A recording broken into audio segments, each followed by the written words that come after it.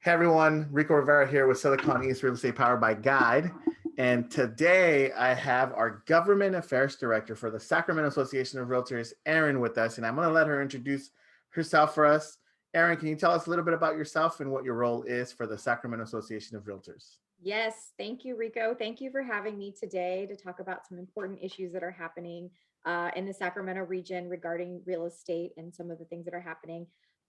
So I have been with the Sacramento Association of Realtors for almost a year and a half now. So I'm a little bit new, but I feel like I have my feet wet. And I serve as the government affairs director there, where I really mostly monitor the different jurisdictions in Sacramento County for the different policies that they're moving forward that would impact the real estate industry.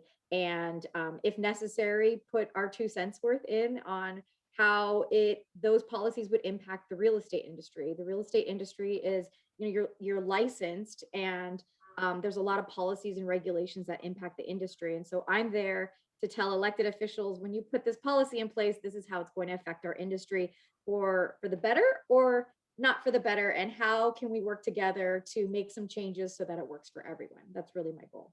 I love it. Now, here's the deal, right? And this is what a lot of people don't understand. If it affects the real estate industry, which is my industry, it Mhm. affects you as a homeowner, a homeowner, a renter, a landlord. I mean, there's a lot of stuff that essentially it's a trickle down effect, right? If there's a policy that's changing for us, it most likely is changing for you as well. So that's why these kind of topics are good, and that's why I bring them to you guys, because I want you to know, hey, you have some information you need to be aware of as a landlord or an investor or a renter, and we're going to be talking about that today. So let's go right into Prop 19. What is Prop 19? I've been hearing about a lot about this.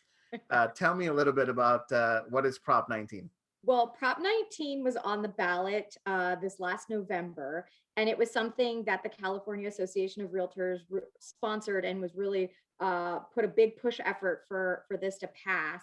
And the reality of this is it's the tax portability measure, and what it allows clients and residents to do is it allows you to take your Prop 13 tax base and take it with you if you decide to move, for seniors, if you're disabled, or if you've been a victim of a natural disaster, which in California, really what that means is a wildfire. That's typically where that came into play. And the reason why this is so important, and I think for you probably understand this, but there's a real impact in California on housing inventory, where you have a lot of our aging population that would like to move, but they have this Prop 13 tax base that where their property taxes are really minimal because of when they bought their home, and for them to move and pay a new assessed tax would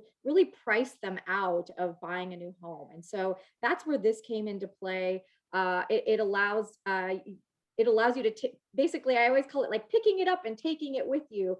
Previously, there were some measures that allowed certain counties to opt in, and not all counties opted in. And there was this really confusing, you didn't invite me because of my math skills, I know that, but there was this really confusing equation where it didn't work out for everyone. So what Prop 19 really did, and I probably am oversimplifying it a little bit, but it really just came in and said, okay, this is how California is going to operate. And I think the beauty of it, and where I see the energy for it is, it's going to allow seniors to right size their home, and then it's going to open up the market for younger families or people that are trying to buy that first home.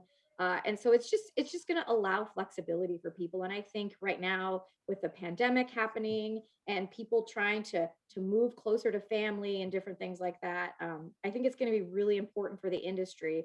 And so I will say that CAR this week launched a website, and I've been poking around on it the last few days trying to answer questions for people. I have to say it's really good. I even talked to one of my counterparts in Massachusetts, and he's like, "What's this Prop 19 thing that's going on in California?" And I sent him the website, and he's like, "This is fantastic." So So, what's that um, website? Let's so make sure we share it. yeah, so it's www.caprop19.org. So for So everyone that's out there, I'm going to have it below. You guys can see it www.ca dot or forward slash caprop19.org. caprop19.org. So we're going to go ahead and make sure you guys get all that information. If you're a real estate agent or in the real estate industry, you own a home, I mean, you need to know about all this stuff. It's definitely good stuff. So is there something that you absolutely need to tell our real estate practitioners about Prop 19 before we move on to the next Yes. topic? Go ahead. The one thing I want to make sure is the effective date is April 1st. And another thing that I will mention is SAR recently hosted an event with our county assessor, who all of these transactions will go through the assessor's office. We're going to be posting that recording on our website as well. Of all the presentations I've seen, I thought Christina Wen did an amazing job. Our members were asking really tough questions, and she was there ready for all of them. So I'll give you that website as well. It's getting posted today, so we'll have it by the time that this is aired for everyone. Perfect. But that April 1st date is really what's important. All right. So next topic I wanted to talk to you about is rental assistance, and for renters and for investors, that is going to be expiring soon, right? Like this is going to be, we have like maybe a couple of weeks before it expires. Can you tell us a Right. little bit about that and what that is?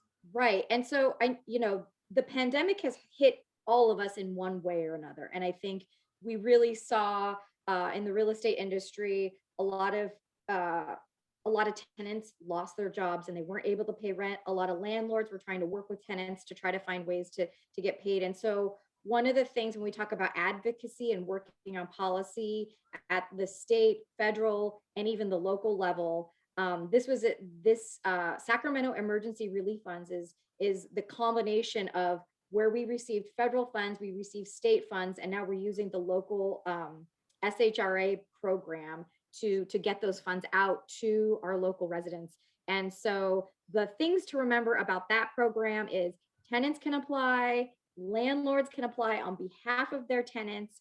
And the deadline that we need to make sure we remember for this one is the application process is already happening right now.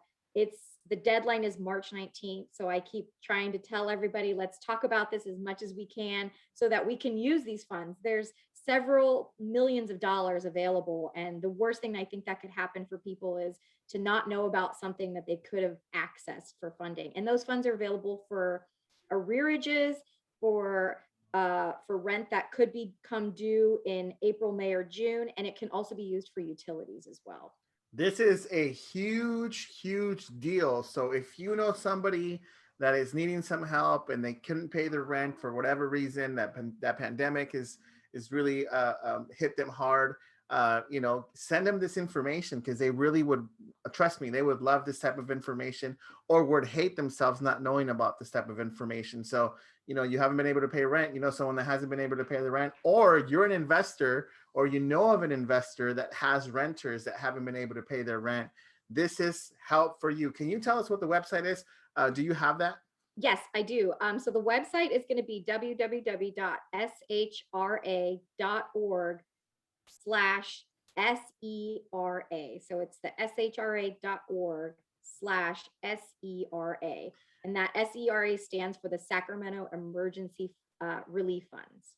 All right. So make sure you check that out. That information will also be below. You guys can see the website. We'll send you to the right places. And this show is about just educational for both the real estate practitioner and also the clientele, the customers that are out there that are buying homes or selling homes. So we want to say thank you so much. Is there one more thing that you want, or a tip that you want to give to our real estate community or our practitioners out there, Erin, before we let you go? I know you're super busy. I think the one tip I always want to give people is, living in Sacramento, being part of Sacramento, being part of local policy and things like that.